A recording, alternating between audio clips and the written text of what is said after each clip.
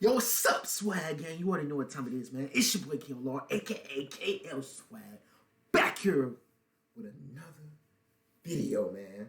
Look, we about to react to the Haters Guide to the NBA Finals, man. 2022 Finals, man. I'm not gonna lie, I'm back here again with the Urinating Tree. We'll be dropping more videos on Urinating Tree, bro. I'm sorry, bro. I've been so scared because of copyright and stuff like that, bro. But look, man, let's get into it. Is at some of its greatest levels in years. It's a new world for us to enjoy, and the playoffs have brought about treasures aplenty. If only everybody weren't injured for them, I'd say it was near perfection, but otherwise the time is right for rambling. Let's go over all the contenders. A sentimental year for the Spurs. Pop solidified his legacy by becoming the winningest coach in NBA history. San Antonio may be denying their desperate need for a rebuild, but their stubbornness prevented the Lakers from being the flaming wreckage that they were in the playing games. Spurs, congratulations on the middling success, but now's the time for you to step aside for New Orleans' moment in the sun. You understand, right? Of course you do. Now get out and let the real teams play. I firmly believe the only reason why the playing games exist are so the Charlotte Hornets can pretend they're relevant. We'll hear all this buzz about them. No, Tree, this team is different. They only have one terrible contract on the roster instead of four. They're very young and incredibly skilled at perimeter play. Michael Jordan isn't meddling. Lecture me all you want about them, but the reality is when they get an opportunity to emerge as something, they shit themselves. Getting blown the fuck out in the least surprising element of the NBA season. This failure has cost James Borrego his job, but mediocrity continues on. They better break out of it soon. This team had so much hope a few seasons ago. Snatching Kawhi from the clutches of the Lakers and agreeing to a subprime mortgage for PG-13, making it past the second round for the first time ever last season, but then the bill came due. It's in Kawhi. Turns out that injury last playoffs was a torn ACL that needed surgery. Oh, I didn't know that. Wouldn't play the entire year because the Clippers are still paying for the sins of Donald Sterling. When up against a poverty franchise in Minnesota, LA was feeling generous. Also, you guys, I'm gonna start reacting to more of the hockey too. Celebrated their play-in win as a lot of you guys subscribe too for me to react to Urinating Tree hockey. I got that too. I got that too. With no Paul George, the Clippers were. Are we back in 2020? Shut up. Even at home, they are swallowed whole by the damn Pelicans. A team that gave Tony Snell actual minutes in an elimination game. This is a crushing blow back to reality. And the only win they can claim is that their first-round pick they traded didn't win the lottery. Bring on the pain. What do you say when a team that exceeded expectations and emerged as a playoff suitor suffers a bitter defeat in the end? They finally recovered from LeBron fucking off and leaving the team a massive bill to pay. Yet it wasn't enough. Losing to the chaotic Brooklyn Nets is one thing, even if it would have been hilarious if they fell to shit off the bat. The problem lies against the Hawks, cruising to a double-digit lead in the first quarter only to be unable to stop Trae Young. Season over. It sucks, but don't panic. Knowing the Eastern Conference, there will be plenty of chances to get back to contending status. Just don't lose 8 of 11 to finish the season next time. You can't bitch at the Pels this year. They fought hard while undermanned. They knocked down Phoenix a few times, but the Suns were just too much for them to handle. It is what it is, but there's a bit to look forward to. That Lakers pick they have is much higher than previously predicted. CJ McCollum is a needed piece that will be here long term. Brandon Ingram is emerging into a star player in his own right. And perhaps Zion Odin will manage to play at least a quarter of the season next year. I'm an optimist. Zion, I haven't really heard much about him, bro. This is probably the kiss of death for their franchise. Zion is not what everybody thinks he is. Pain unlike anything else. Everybody say he's gonna be this next LeBron episode. Anything. Their sports teams prepare them for bleak outcomes. With their talent and skill, the Timberwolves had endless chances to make something of themselves, but they kept blowing it every single time. They blew double-digit fourth-quarter leads in 3 of their losses. One of those leads was by 26 fucking points. Oh my God! How to keep the foot on the fucking throat does this team not understand? Were you hungover from celebrating that play-in victory? To be fair, it's the only thing that pathetic city will ever win. Minnesota continues to fuck up to irrelevance. Sorry, you guys, man. I don't know if the NBA respects you. You blew it! When is this team going to have everything meshed together properly? On paper, the Nuggets are contenders. The problem is that their best laid plans often go awry.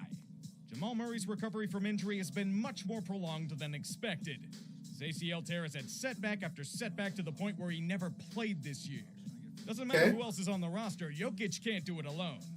Against a resurgent Warriors team, you're better off trying to skydive off the Rockies without a parachute. Perhaps someday everything will click for Denver. That day, however, is not today. Damn. Nuggets must play second fiddle until Murray's long overdue return. Sometimes I sit and wonder why the Warriors get an easy road nearly every run. Nobody can't stop those threes, bro. Complete and utter failure by a core that's allegedly at an impasse every other month. This one should have been a gimme with their talents. Dallas was without Luka for the first 3 games, yet they still struggled. They need Luka. Rudy and Donovan They thriving, need it was an Luka. ascension to stardom for Jalen Brunson.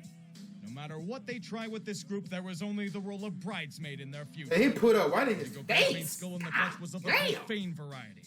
Everything else vanished. This might be the final straw for them. The rumors of splitting Gobert and Mitchell are spreading into every basketball circle. Damn. Fools if they kept Gobert over Mitchell, but I'm not leaving anything to chance. With this in mind, I have to ask one question. What did this franchise do to piss off the gods?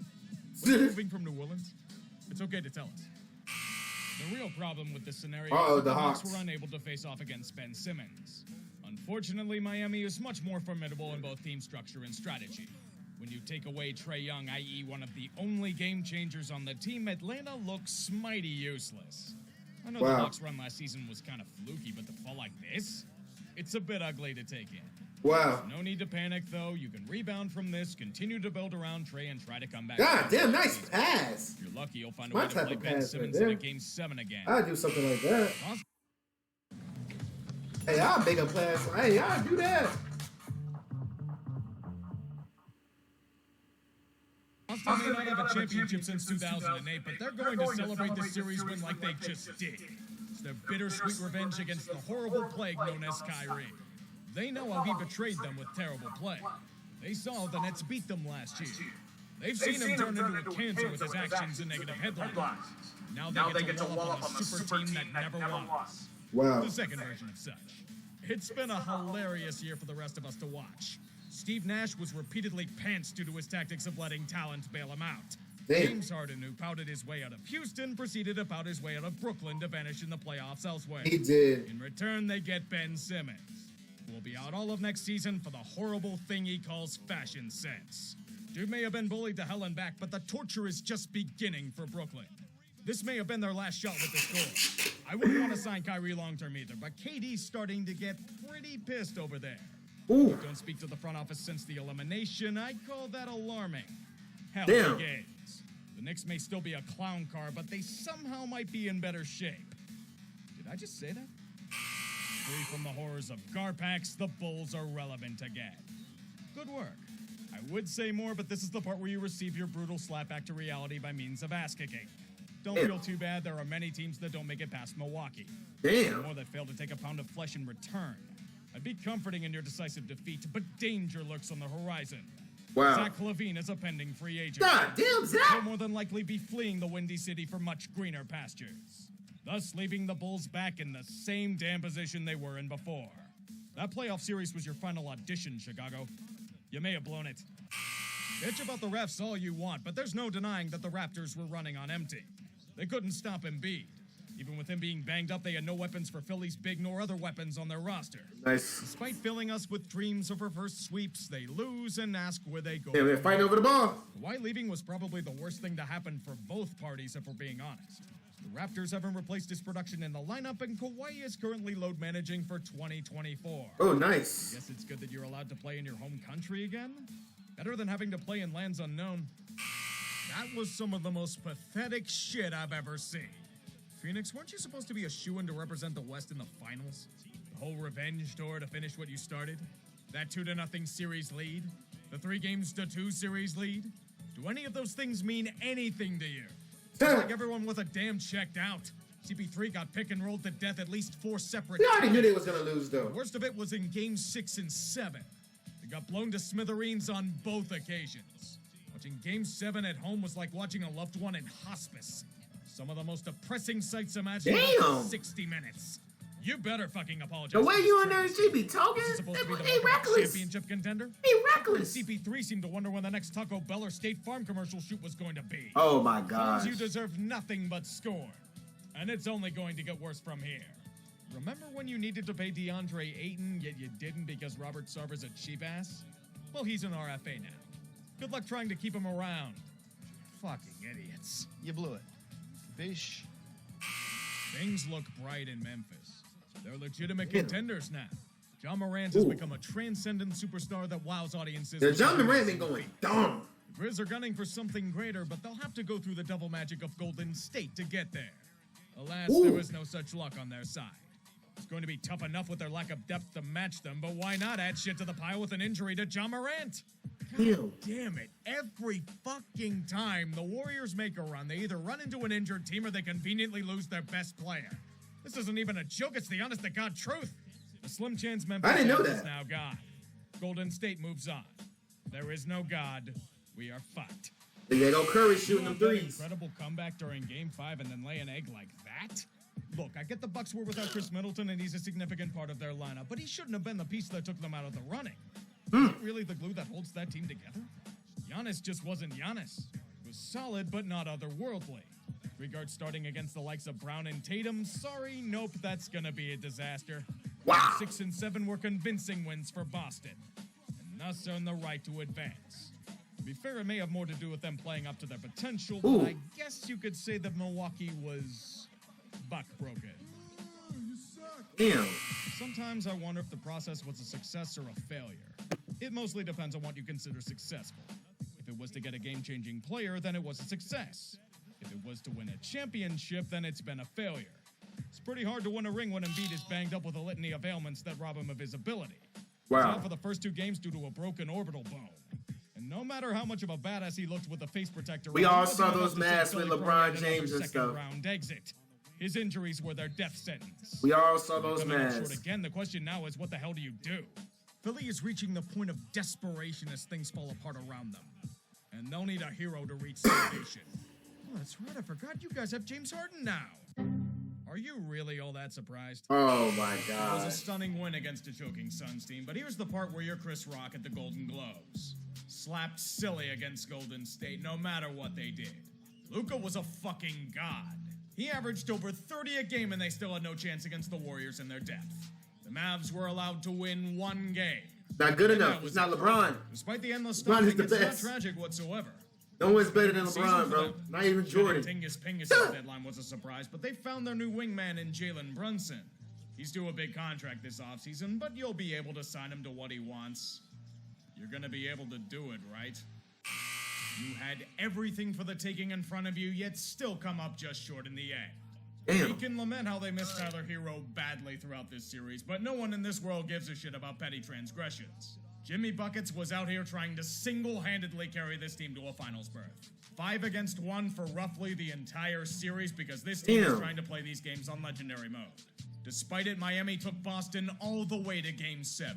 Things seemed bleak in the 4th quarter, but behold an 11-point run to get them back in the game. They're down by 2. Jimmy Butler has the ball in his hands. He takes the shot, and he missed. Oh my God, Jimmy! There, man. You had so much time on the clock. Jimmy's legendary run has ended at the final boss. Boston wins. Perhaps next time Miami will give him some help to avoid this fate. I'm looking at you, Kyle Lowry. Wow. These playoffs have been known for 2 things. Everyone and their mother getting injured and blowouts. Great moments abound, but it would have been better if star players were healthy. So, show us the finals match. Oh, come on. Warriors versus Boston? You tease us with parity to give us this shit? Nothing against either franchise. They're not super teams, but fuck off. Okay, I'll give it a chance.